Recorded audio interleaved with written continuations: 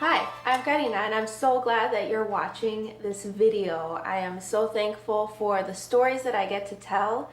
If you don't know me, I am Karina. I'm a photographer in the Chicago area. I go to Mexico and I take pictures of Mexican cities and tell their stories. And so now I am so excited to be able to actually communicate and talk to other people, other women who have empowering stories of their own to share. And today's guest, I am so excited to have her on. I'm so excited to talk to her. She is my friend, and we met through social media. We live in this age of Instagram, and we are so connected through a tiny little app, but those connections can be so powerful. And so I'm so excited to introduce Isa. She is a doula.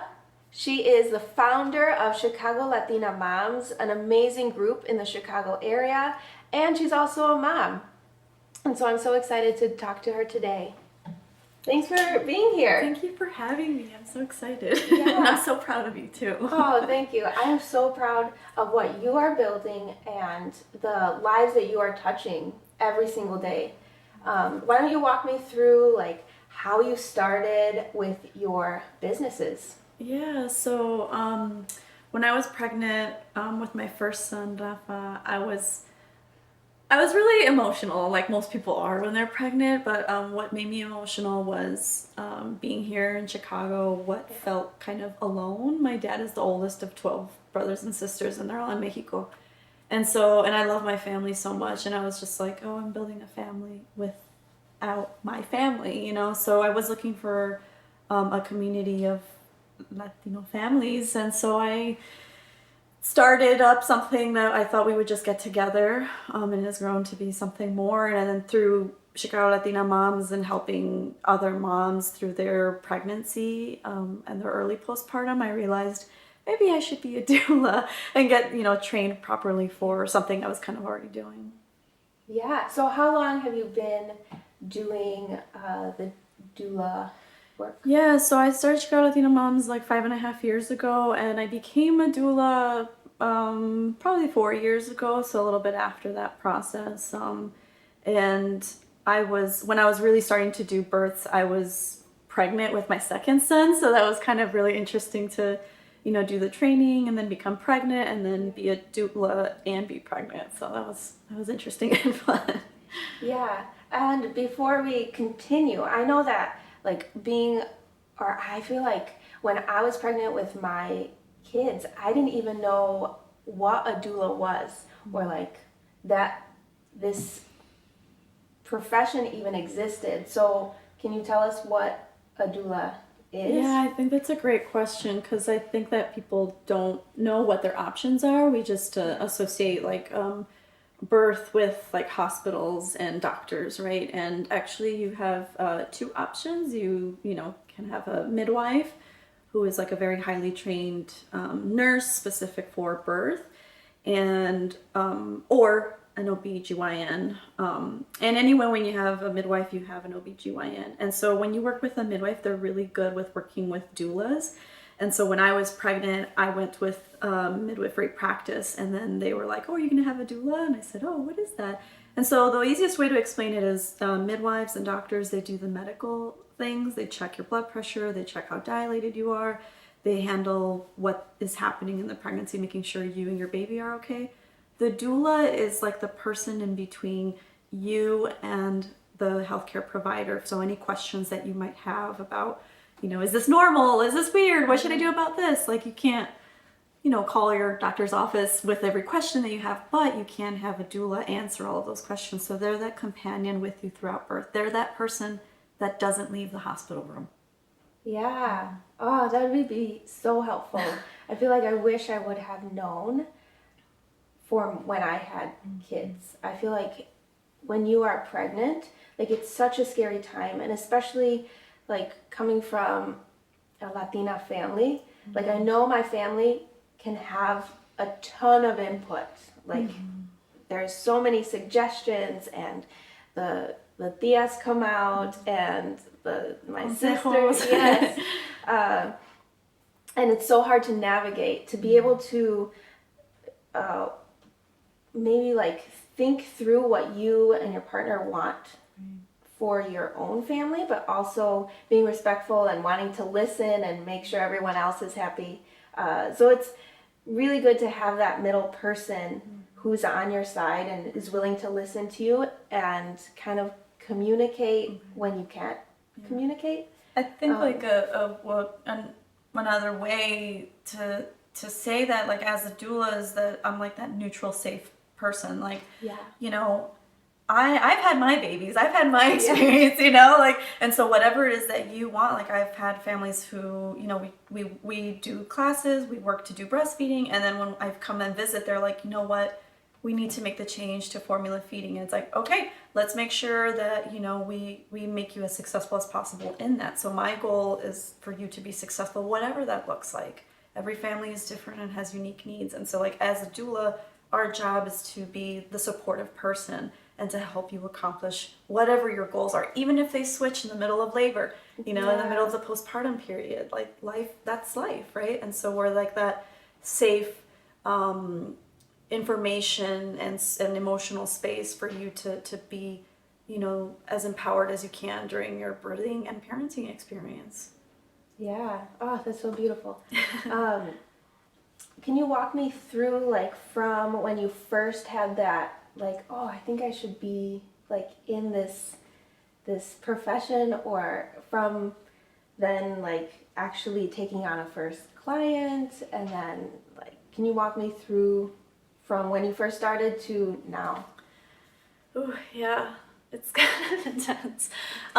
So because of Chicago Latina Moms, maybe backtrack a little bit. My son was born at 35, my first was born at 35 weeks. And so it was a very stressful time, and I had to learn a lot of things in the moment, you know, and during a lot of stress. And so, you know, after I kind of got past all of that, and, you know, families in our community or friends of friends were struggling, I was the one that they were saying, like, can you help my friend? She's having a hard time breastfeeding. Or, you know, I'm going to have a baby and I know you did it unmedicated. Can you give me your tips and help me? And, you know, I would have, like, moms messaging me while they were at the hospital in labor and I was trying to doula them, you know, and I was just like, oh, I just feel like I would be so much more effective if I was there. And, you know, and the way that I describe labor and my role and a partner's role in supporting is like, it's like if someone is running a marathon, when they're at the 20 mark, you're not like, oh, you did great, you already did 20 miles, like, just sit down, you know, you did great, that's enough for today, right? Like, no, you want to see them succeed. You have 6.2 miles left, and, you know, here's some water, here's a protein bar, I'm gonna run a mile with you, and you can do it, right? And so empowering a family to do that. And so I was doing it. And I had a doula in my first birth, so I was just like, I need to get, you know, trained properly, make sure I know everything. And then I actually had my first client before I was actually trained fully, and that was because there was a need in my community where a community member lost their partner in the middle of their pregnancy, and the whole community was trying to help because there was a family who had a business, and we were all trying to help and, like, bring food or do you know, groceries for them or whatever. And I said, what can I do to help? I can help in this capacity as a doula. So I was like, hey, like, I would love to help you during your pregnancy, just be your companion during pregnancy and birth and take care of them postpartum. So it was kind of like a very real reminder of, like, what it is that this work is. It's very sacred work. It's very intimate and raw. It's the thin line between life and death, really. And so to be very protective and supportive, it was like a very raw introduction to being a doula, right? But it was just, and it was really emotional too. Like, when I, you know, you have to keep your cool because birth is very unpredictable and a lot of stuff can happen, and you have to be the one to hold the room together. But, you know, like, when I drove home, I just, like, cried because I was like, wow, that was a really intense first birth for me. So it was kind of really meant to be for me, and the way that I see birth work, where it's a form of like an extension into my community. And so I support a lot of Latino families. Yeah. And I feel like that's why I like connected with you, because I can see that you put your whole heart into each person that you meet. And it's just like that's so important for the work that you do. Like you need to build that trust, and for them to feel your love, your peace, your joy, like to feel everything, so that they can be at their most peaceful, and be able to trust you through that. I like what you said, how you bring your, like, it's very cultural what you do. And I know that your family is from Mexico, and you recently you took a workshop in Mexico that really helped this work. I'd love to hear more about that. So every doula kind of has a different like specialty, right? Some of them are really good cooks, so it's like you get postpartum doula with a lot of meals, you know, that's great. And so my specialty is postpartum care using traditional Mexican medicine and practice. So that means sobadas, so it's like a belly womb to help the abdominal muscles heal, for your pelvic floor to heal, using hierbas, like different herbs that help with the healing of possibly lacerations if there were any tears, scar tissue, just in general. Every birth is different, right? So understanding like what those different tools are unique to those different needs. And so I am a student of many teachers, of Banquetzani, Angeles Maite, and Tema Mercado, who is a traditional home birth midwife. And so I have learned from a lot of really respected women in the, you know, traditional Mexican postpartum care birth world. And so I've just constantly been learning and relearning and adding on to what my specialty is. And so, you know, and every family is different. Some people are open to it. Some people are just, you know, depending on what postpartum looks like, they just need to make sure that I need to make sure they're fed and, you know, rested enough. But I had a mom once who, she was like, when I would come visit her, her mom was there, her husband was there, and you would think like, why do you need an extra person? And she was like, Isa, I want you to do the baños, the hierbas, the sobadas, like that's your role here. And her mom did the cooking, her husband did the logistics in the house. And so that is a beautiful example of how I can support a family in their healing and in their bonding and be almost like a community member in that. Yeah. And also the midwives make fun of me because like I have a ton of rebosos that I use in labor. So like, and they all have different needs. Some of them I got from, you know, a sister doula that she went to Mexico to do her own training, and she brought me back one. I have ones that my tias got me, ones that I got in Mexico. Like every time I go to Mexico, I go to the mercado and get like a new one for a different purpose. So I had a midwife once come in the room and she was like, Isa, you have a lot of rebosos. I was like, yeah, there's 9 of them in this room, you know, and they, like I said, they all have different, and the way that I see it too is like it's a form of energy work too. So it's really special for me and for the families when I do get to be a doula, and I get to bring in like my traditional knowledge that I can to help a family navigate. Yeah, I feel like I did not even, like growing up, I didn't actually know the importance of like a sobada. Like I got them sometimes when I would go to Mexico and I wasn't feeling well, but I never knew what was actually going on. And recently I had the pleasure of like, you gave me a sobada, and like you went and you explained like the movements and the reasons and the whys behind it, and it was just so beautiful. And I felt like that really tied me to my culture even more, because it reminded me of what my tia used to do to me and my sister when we would go visit. And we were so little, like I didn't even know what was going on. I would see things being done, but it was never explained to me. And so I am just so grateful to you that I was able to get that lesson and to really understand. And I feel like that's so beautiful how you are tying your work into, or tying the culture, your culture into your work to serve the next generation of Latinas who are who are parents, who can then pass that down to their children. Because like you said, like a lot of like I am the daughter of an immigrant, so my family is also in Mexico. A lot of people here like are like they have their family in different countries and don't have that same connection.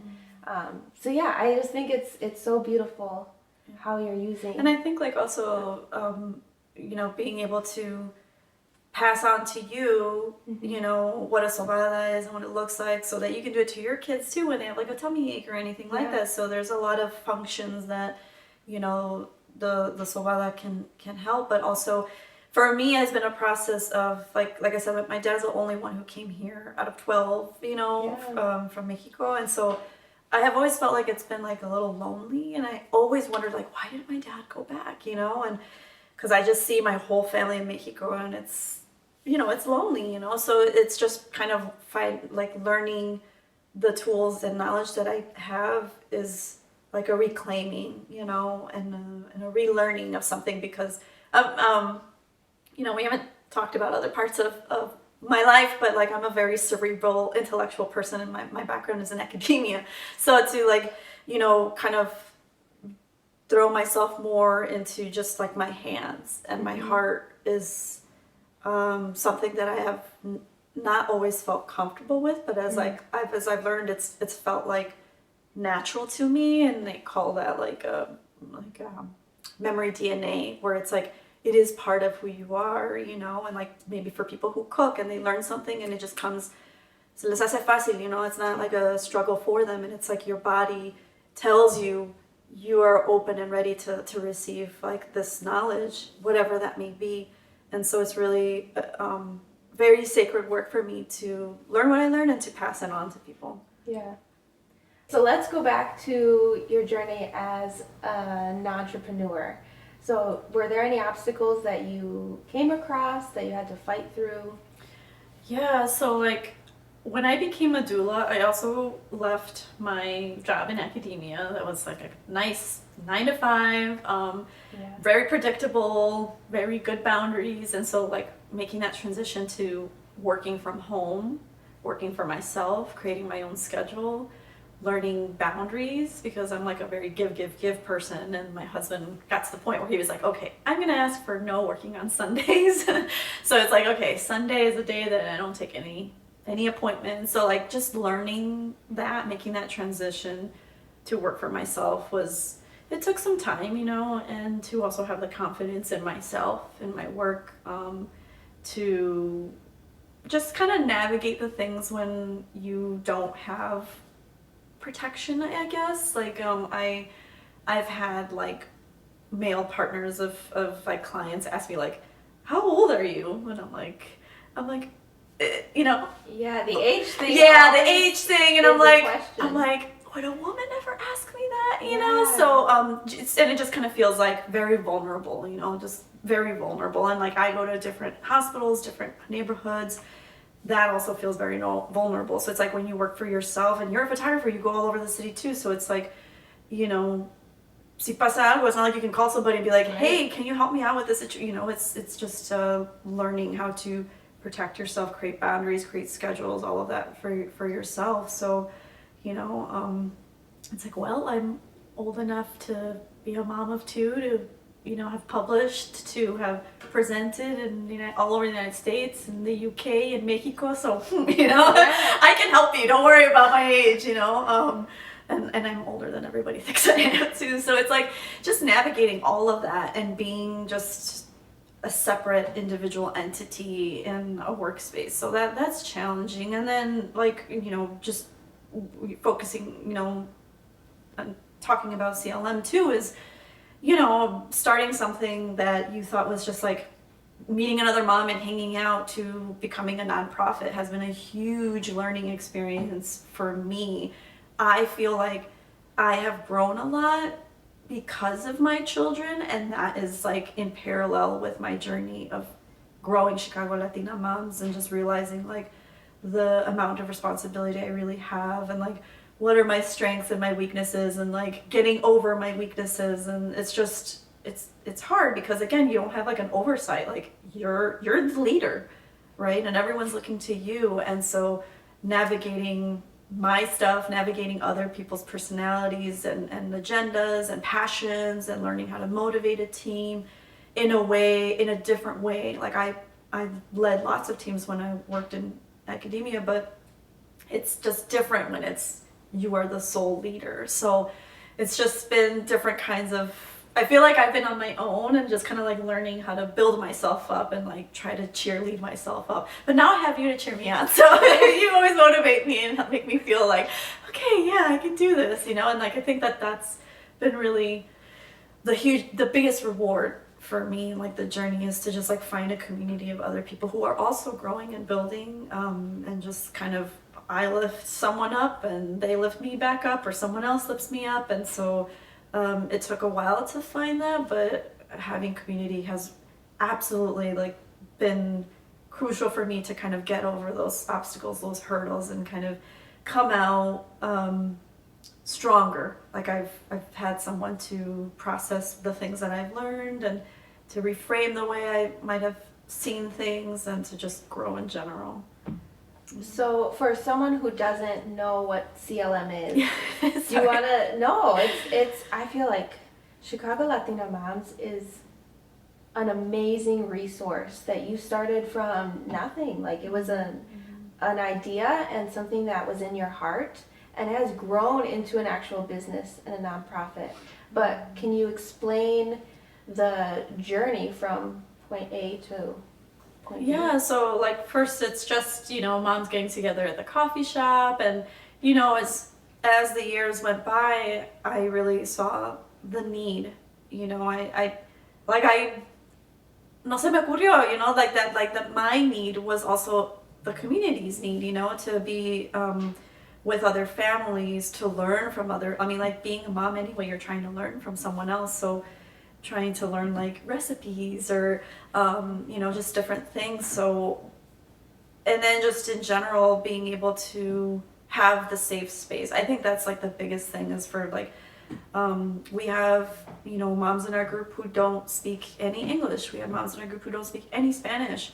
We have moms who, you know, are the full spectrum of bilingual or multilingual. And so having a space that welcomes all of that, and learning that meant having opportunities to have like family meetups, play dates, mom's night outs, where we just kind of like let loose and just hang out and just be together and just exchange, workshops where we can learn from each other. We have a wealth of information in the community, you know, photographers, pediatricians, doulas, like everything, you know. And so a lot of small business owners. And so I was like more and more becoming apparent that like we need structure, we need money basically, so that we can provide more for the community. And so that's what led it to become a nonprofit organization. And so, you know, as we've been building to that, we have had community members be able to sponsor our events, which allowed us to, you know, have opportunities for families to come together. You know, and you and I did that Chicago Latina Moms retreat, and you know, people were really just so grateful. And it's just moments like that where you see like, wow, there is a very big need. And so as Chicago Latina Moms, we recognize being a mom is hard. You know, it's, you know, mommy guilt or shaming, or, you know, people telling you what's the best thing for your family, and, you know, navigating all of that. Just the isolation that a lot of people feel. And on top of that, we know what it's like to be people of color, to be women of color, and the things that come with that: marginalization, racism, discrimination in you know, our communities, in our schools, in our workplace. And so Chicago Latina Moms is that safe space where we are inclusive, and it's like our little bubble, you know, and it's just like, here is a space that you are protected. Whatever questions that you have, you know, we welcome them, and just empower each other and support each other and give you the tools to be successful. And also for moms who are entrepreneurs, to support them. So putting our money back into our community and supporting, you know, it's like, well, if you're gonna we're all having fiestas and we need pasteles and globos and all that stuff. So it's like, well, here's a balloon lady and here's a cake lady and here's a mom who does like custom t-shirts. And then like, so these are things that, you know, you are already, you know, putting your money into. Why don't you do it to also support another Latina mom? Because we know that when you support a Latina mom, you support a Latino family. So, yeah. I feel like that is one of the reasons that I have stayed and like connected with you and stayed in the group, because there's so many groups out there. It's like moms who do this or moms who do that, but there wasn't a space for just Latinas to support each other in all areas of life, whether that it is business or being moms or raising their kids, like schooling options. Like there wasn't a space until I found that group. And it wasn't, I don't know if I've told you, but I joined like maybe a year and a half ago. And before then, like I came from the wedding industry and I grew up in the suburbs. And so that's all I knew. And the people that I chose to do business with were either friends that I grew up with or people in the wedding industry. And when I started meeting other Latino women that were also moms, and I realized that, oh, there's a makeup artist here or there's a hairstylist, like let me go support them, because like it's just so important to, like you said, put the money back into other people who are just like you, who are raising kids and trying to build their own business or pursue their own passion.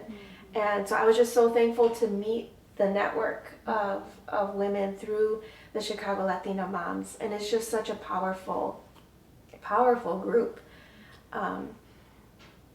Yeah, I feel like, I don't know, I feel so proud from, like, and I know I wasn't with you like in the beginning, but as soon as I met you and then like saw your passion and your heart behind the story, I was like, yes, this is so, like, she is, like I said, motivated by your heart and connecting other people and elevating them, no matter where they are in their journey as a mom or a woman. Because even though we have kids, like that doesn't mean that who we were before kids just goes away. And sometimes when you become a mom, like you lose that and you forget. And I just, it's kind of like a little bit of a shedding to rebuild, you know, because like, yeah, when you, and that's like as a doula too, that I try to help people, like things will be different. Like I have to prepare you for that things will be different. It is a transition for everyone involved when a family grows, right? And so you will lose a little bit of part of yourself in order to find a different part of yourself. And maybe that's, you know, if you worked out, you find that you work out, but that you recognized a need, you know, and now you're an entrepreneur who help other moms work out because you saw that, you know. So it's like you gain something more when you go through that big transition of becoming a parent, right? And so and you know, you and I talk a lot about making sure that we follow our passions because our children are watching. I know that's a phrase that you say a lot, and I love it because I do. You know, when I found out, you know, I'm very close to my family, but I found out, and I knew how my grandfather passed away. I found out like 3 years ago, that he passed away helping a family in need. He was like setting up their electricity. You know, it was like a poor pueblito, and so they were setting up the electricity, and he was electrocuted, and he passed away. And when I learned that, I was like, oh my God, he gave his life while helping another family, and it kind of felt like I understood my life and the way I kind of see things too. I'm very community oriented. Like I'm just trying to connect people with people and just very family oriented and just trying to be of service to other people as much as possible. And then I see like the story with my grandfather. He helped build the local school.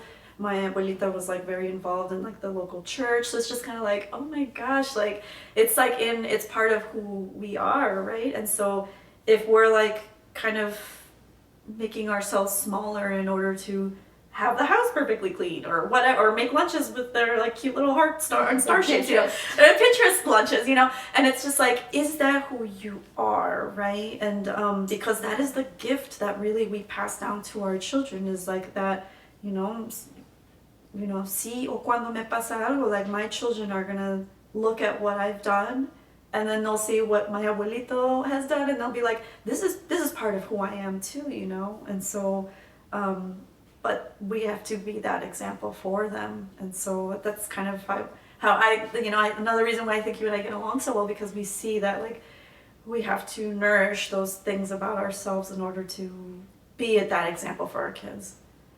For those who don't know you, where can people find more info? Where can they follow you? Give us all the details. Yeah. So my name is Isabel Gonzalez-Smith. You can find me as a doula under the name Luna Doula. And I practice all over in Chicago. And for Chicago Latina Moms, you can find us at ChicagoLatinaMoms.com. Join our Facebook community group. You just find Chicago Latina Moms. There's a public page and the private group, so that's what you want to join to be part of the discussions. Yeah, and it's such a good group to be a part of. All right, so if you like this video, if you like the content, I encourage you to subscribe or just share. Share with someone who you think could use the encouragement, the inspiration, and thank you for watching.